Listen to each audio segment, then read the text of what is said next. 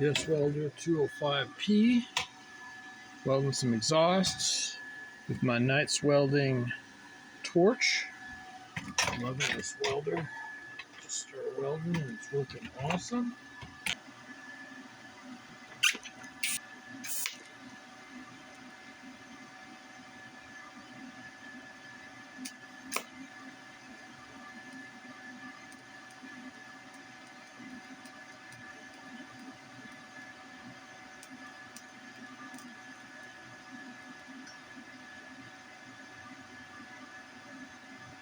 Cleaning up some of the welds that are already there.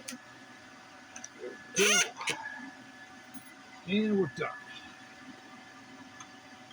Pretty good about that side. It's a little hot, but 205P is working. Like and subscribe.